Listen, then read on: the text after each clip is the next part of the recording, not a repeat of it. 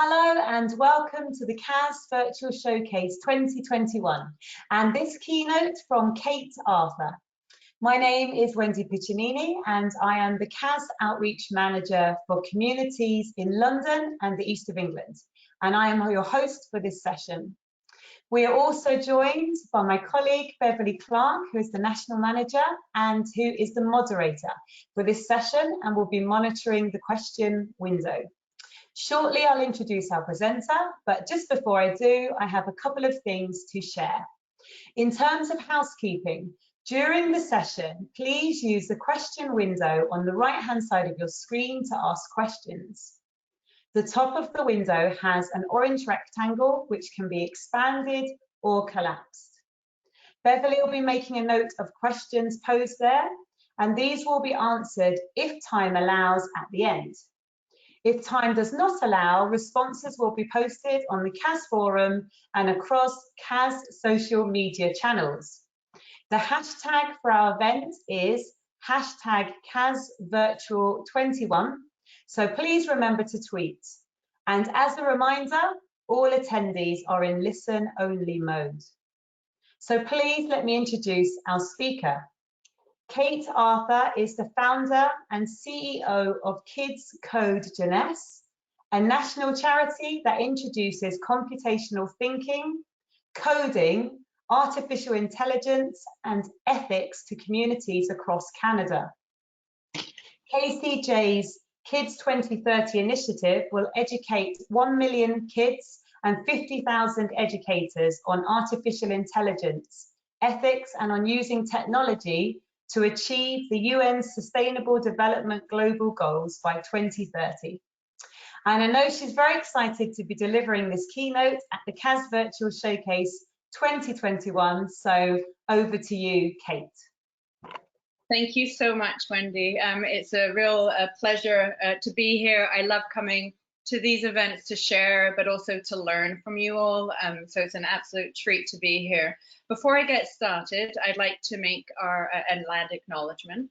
In the spirit of peace, friendship, and respect, I recognize that our work takes place on traditional Indigenous territories.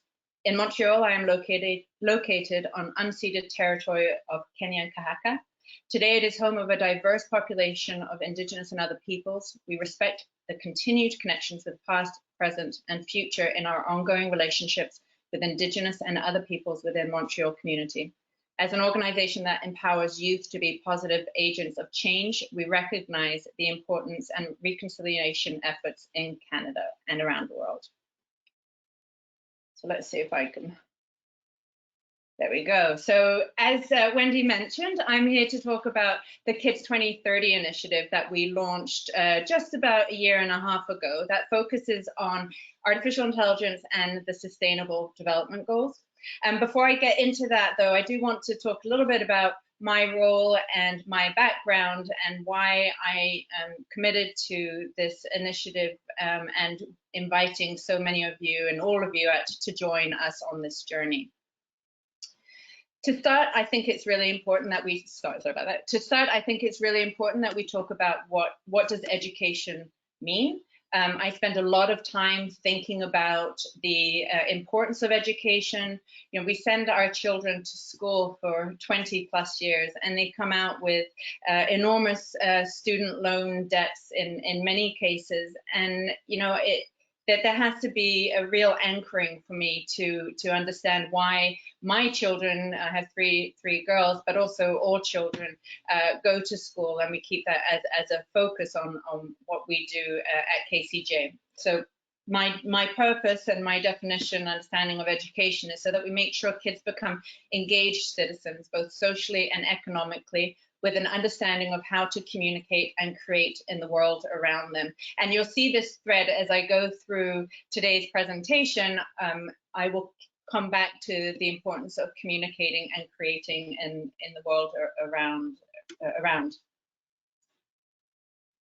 So I'll start with I come by this honestly, as my mum would say. I am committed to community, to communications, and to education. My grandmother was born in Manchester, England, and in the 1940s, she jumped onto a boat to go visit her brother who lived in Peru, and she was up in the northern Peru in Piura, and she was witness to devastating situations where children were left into the Sierra Desert or left abandoned if they had any physical or mental health disabilities. And rather than going back to the UK, she actually stayed in northern Peru and started a school with shelter for the children. And she would drive along on her big truck and go into the desert and help bring children back to this house that they had built, and to make sure that they were educated and were receiving the health needs that they needed, and a roof over her head. So I'm still part of the trust, which is based in London, UK, and we work to support the school still to this day. So this is, again, I come by this honestly. I was born in the UK, in Essex, and soon after that, I whizzed off around the world for many years with my family. And by the age of 10, I lived in 5 different countries and with 5 different languages. And so I needed to figure out how to communicate with other kids in Yoruba and Arabic and Spanish, French and English. So communication has always been a real important way for me to, not just verbally, but written and physical communication has always been really, really important.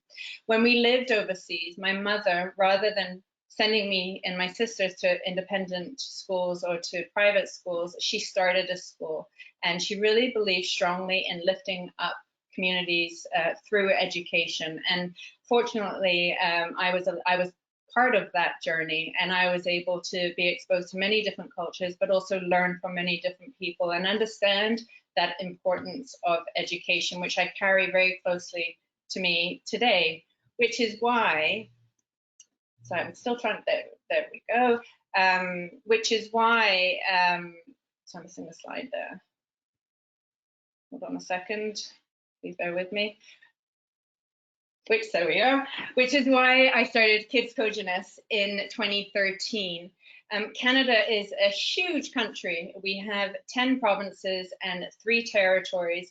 And rather than having a federal Ministry of Education similar to the UK, we have 10 ministries of education and 3 departments of education who all control their own curriculum. And we're also a bilingual country, so we both deliver education in English and in French.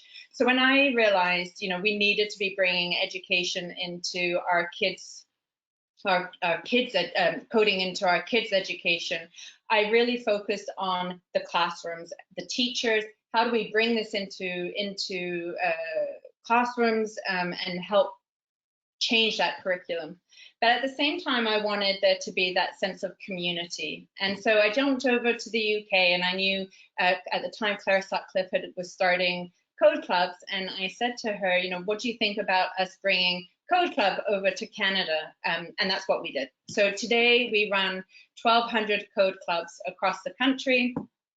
We've reached over 500,000 youth and 14,000 educators through coding, computational thinking.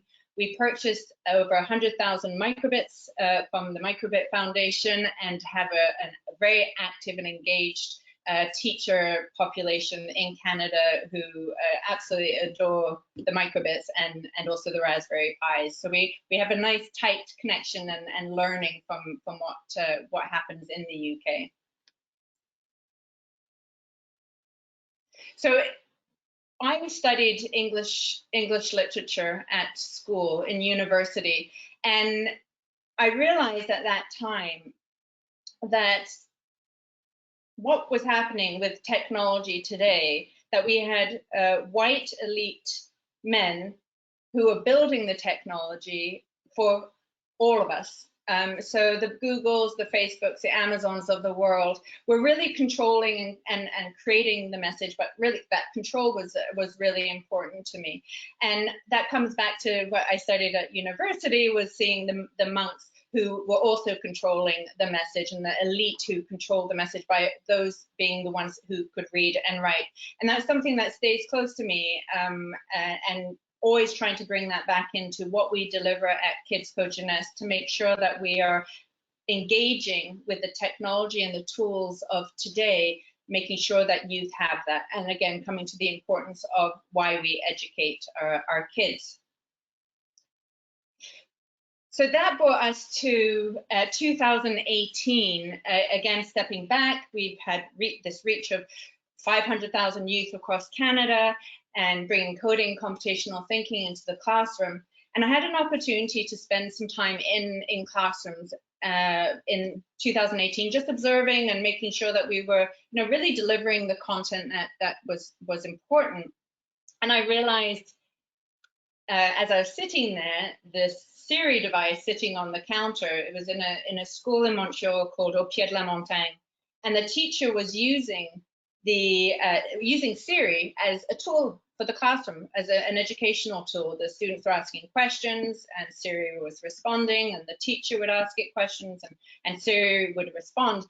And this worried me a bit, to be honest. I thought, do our kids understand how this technology is working? Our youth in Canada, 98% of teenagers own a mobile phone, and our youth are using these apps, these mobile technology, to do everything from communicating to traveling, playing games, communicating with their friends, doing their homework.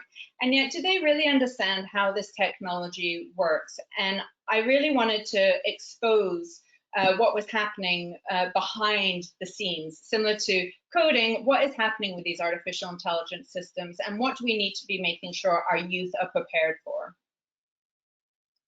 So we went on a journey. We met with a number of different influencers in the AI space, and we came away with some big concepts that we wanted to bring into classrooms, and this is for youth between the ages of 7 to 17. And our AI 101 focuses on that big ideas on AI. It's not always visible. It's not magic. Algorithms are not always right. And training data really, really matters. But also, for the first time, where you see a surge of philosophy and ethical implications in the building of technology. So we want to focus on the accountability, make children understand the biases behind the building of technology and the using of it, and the privacy and the transparency of the ethical side of artificial intelligence, so that there's an understanding of how this works. We want them to explore the ethical principles in AI, and also reflect, use those critical thinking skills on, how will this affect the future? Jobs today are not going to be the same jobs as 5-10 years time. Not that they're going to be less jobs, they're just going to be different jobs. And we need to make sure that our youth are prepared for that new environment. So this statement comes from the Montreal Declaration of Responsible Artificial Intelligence. It was a movement in Canada where a group of researchers and policymakers wanted to make sure that there was a strong framework for the world to use to make sure that AI was being built responsibly. So AI systems need data and information, and larger, more accurate data means more precise predictions. So by humans, we collect our data through senses, our 5 senses, and that data becomes our knowledge, and it allows us to make predictions or guess, kind of think what's going to happen based on past experiences. Artificial intelligence systems use data they collect it via camera, keyboard, mouse clicks, microphones, and that's how they learn about human beings and our behavior. So for the first time in human history, it's possible to create autonomous systems capable of performing complex tasks of which natural intelligence alone was thought capable. So the Montreal AI, Responsible AI, is set on 10 principles of ethical AI development. And this is really to develop an ethical framework for the development and deployment of AI, to guide the digital transition so that everyone benefits from the technological revolution, and open that national and international forum of discussion to make sure that we're all on the same page as we're building and using this content. So these these 10 principles of ethical AI focus on using AI for good, so that's well-being, respect, and autonomy and solidarity. Make AI available for everyone, so it's equity, democracy, and diversity inclusion. Give rights to privacy, so the protection of privacy, and help the environment, so the sustainable development, and that comes bringing us tying into the sustainable development goals. So we do get asked, how do you teach kids about artificial intelligence systems? And they actually really enjoy learning about AI, and it's the whole approach of how we bring this into their education system. So we could talk about, very complex, difficult, neural networks and how they all work.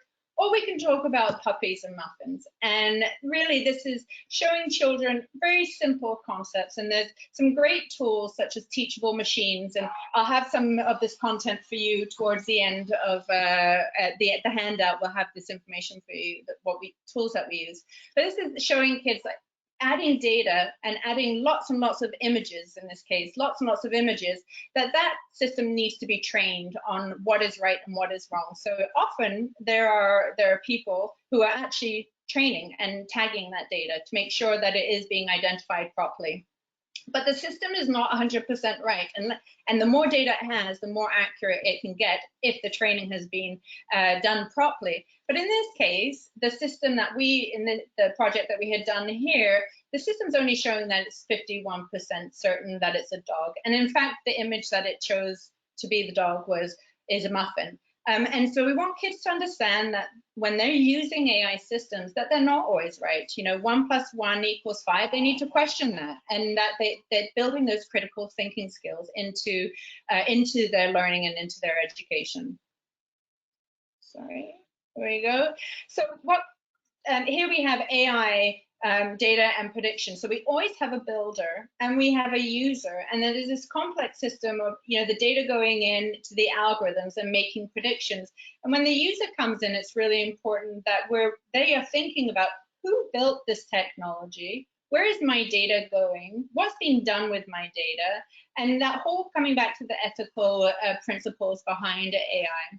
So all AI systems use data, as I mentioned before, to collect it through camera, keyboards, mouse clicks, and microphones to learn about how we act and our human behavior.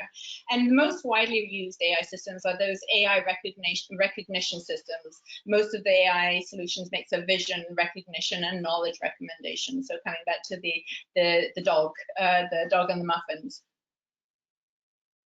So we want the youth to step back, and again, critical thinking skills are so key. So what is happening with their data? So when they are using Spotify, and Spotify is making all these constantly making these recommendations, are they missing out on something? Are they okay with Spotify making those recommendations? Because the more that they use Spotify or choice of technology or platform, the more it's learning and the more it's using the data that we're giving it to make those predictions. So the preference bubble gets smaller and smaller.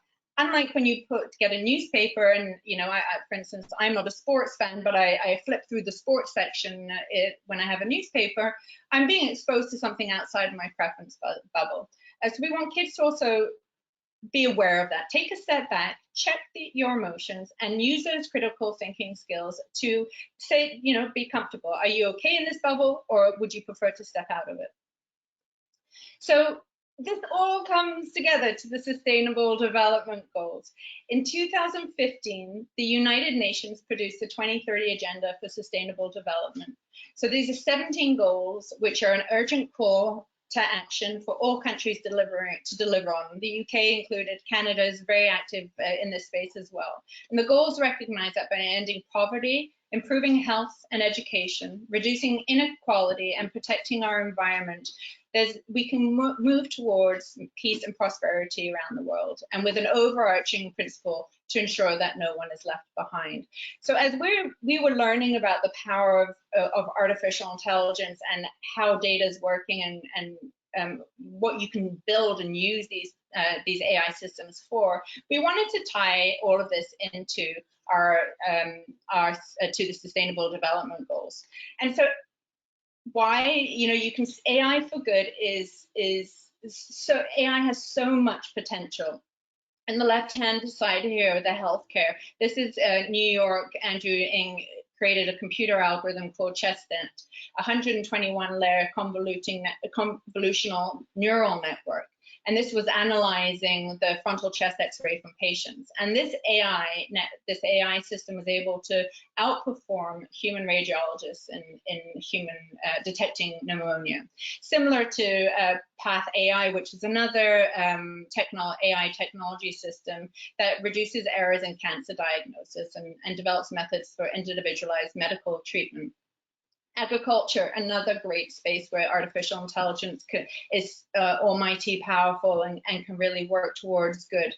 This is a pest and disease control AI system where the technology that's being built is able to detect what are harmful weeds versus what are the weeds that are okay, and allow farmers to really focus and narrow in on the chemicals that they're using on these weeds. So artificial intelligence, really in agriculture, is bringing a revolution, and the technology protects the crop yields from climate change, pollution growth, even employment issues and food security problems. So we wanted to bring our kids onto this journey. Today's kids will be adults in 2030, excuse me, and they will have the decisions to make. They have to make decisions on really important issues such as climate change and poverty. And we really want to make sure that we're teaching kids to use and create technology towards good, to help them make the difference in their community and around the world, and how to use the power of data and artificial intelligence systems to make the world a better place.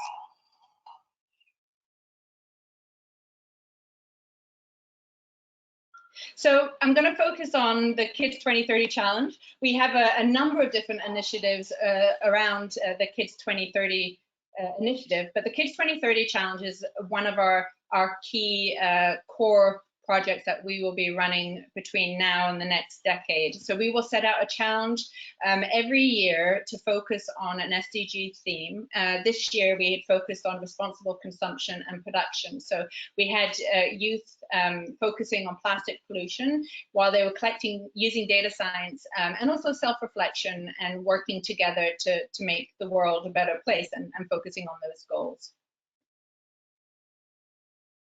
So we had 17 countries participate, and that was not what we had expected. We were overwhelmed by the number of people who participated, 15,000 participants. It was a pilot year, and we just wanted to make sure that we were engaging Canadian youth to start, because this is an international project moving forward. But we wanted to make sure that this was coming into the classrooms, but also into the community. So you'll see here, Stacey is figuring out, she's using Scratch, coding platform, and she's coding a project that's taking plastics out of the sea.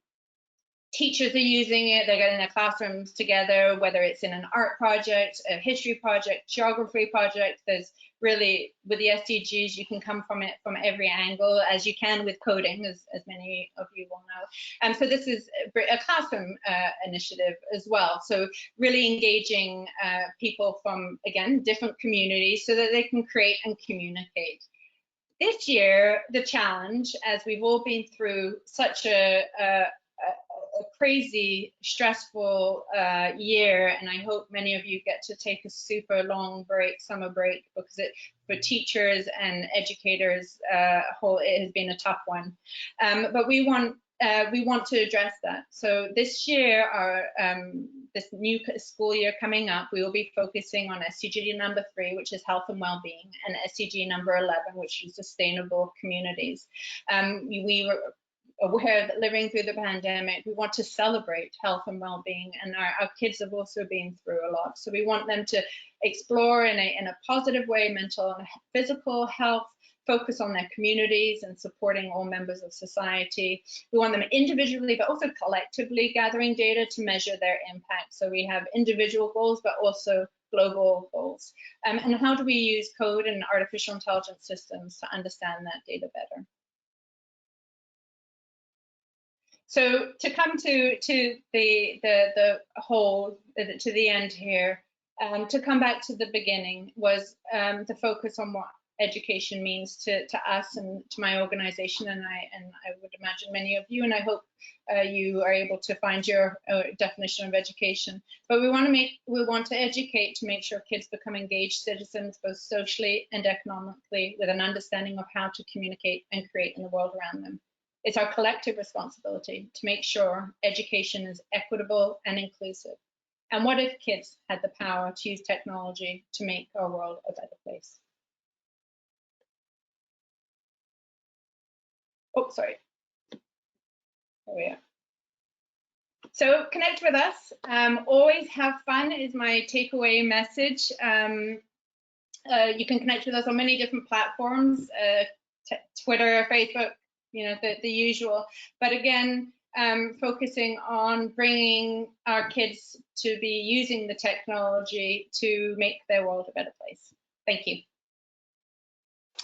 Thanks, Kate. And just listening to you talk there, it's lovely taking a moment to reflect on the possibilities for AI that you outlined, and particularly where it's outperforming professionals in sectors like medicine and agricultural farming. It's really interesting, isn't it, to sort of see how things will progress as we continue on down this journey, really. But yeah, really lovely to hear about that, and also the importance of developing children's critical thinking skills. That really came out through your keynote. So thank you for that. Beverly, do we have any questions in the question window, please?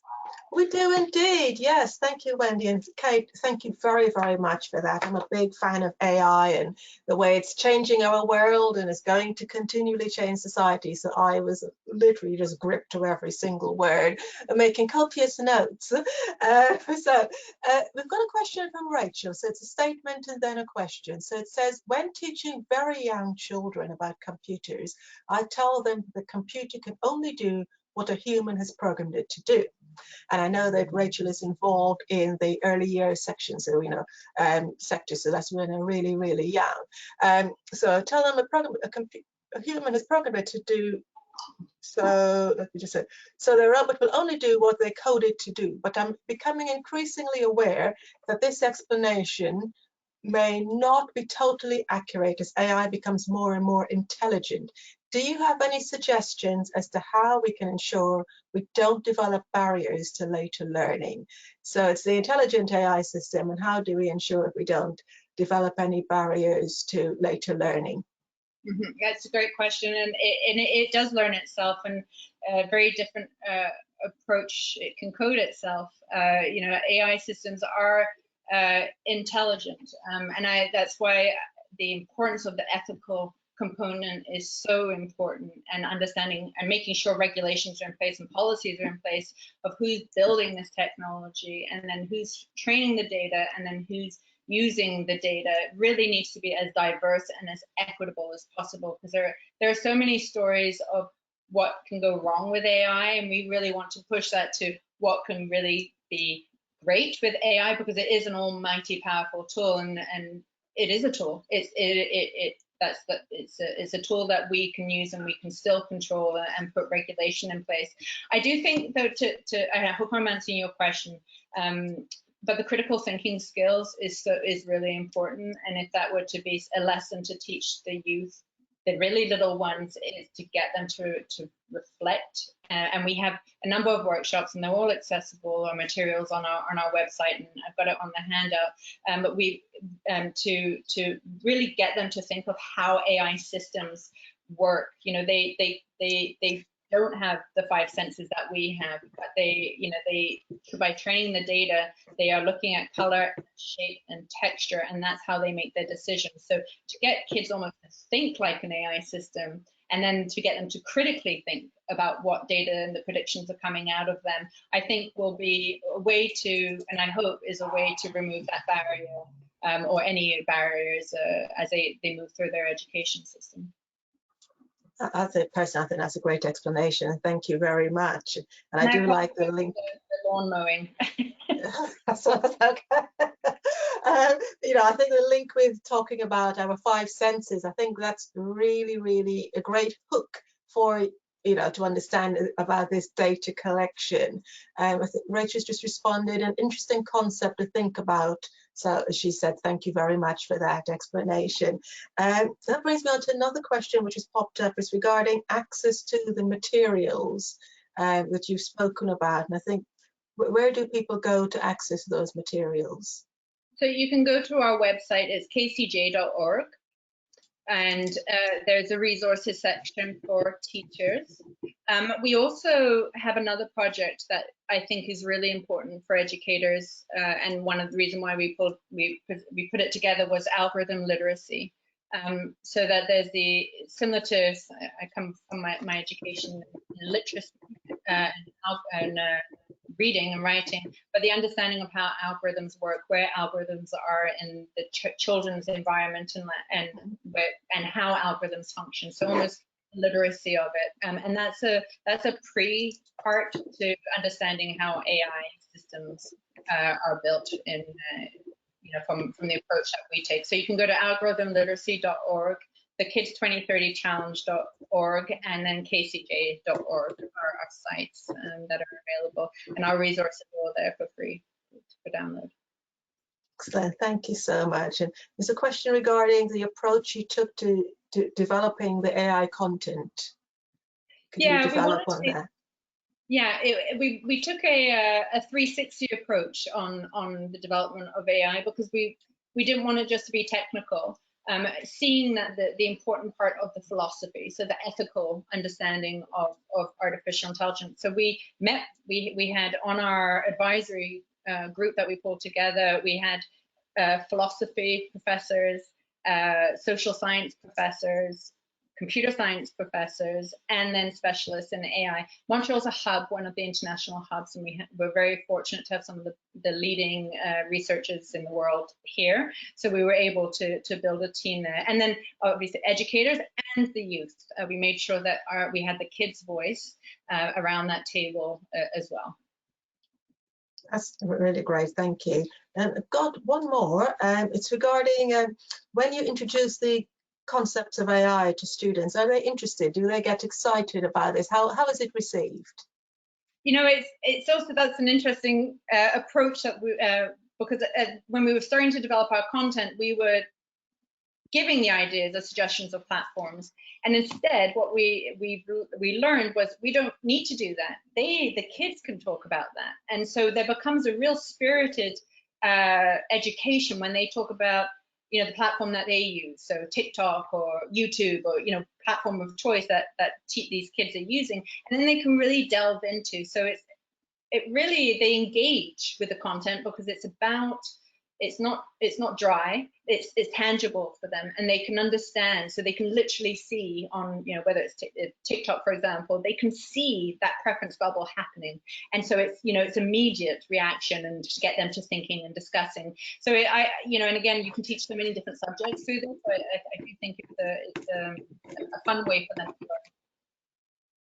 That's excellent, thank you so much. And there's so much so many examples of real world and real life computing, and I think that's really important. You've said TikTok, putting up a TikTok video, there's looping, so there's so many computing concepts taking place in a 30-second clip, a 60-second clip. There's quite a lot going on, so it's just applying the theory to the practical, which is being used every day. There aren't any more questions in the question window here, so Wendy, I'll hand back to you. Thanks, Beverly. Just to say a massive thank you to Kate for our keynote. And at the end of this webinar, a short survey will appear on the screen, and we'd be grateful if you would take a minute to complete it. A recording of the webinar will be available on the CAS YouTube channel after the session. Don't go away, because coming up next in the CAS Virtual Showcase, we have a session on physical computing, looking at making the most of the crumble and microbits, and on our secondary track, a session on getting girls into computing. We hope to see you at other sessions in the summer showcase, and please do continue to spread the word about computing at school. Thank you so much for joining, and have a lovely evening. Goodbye.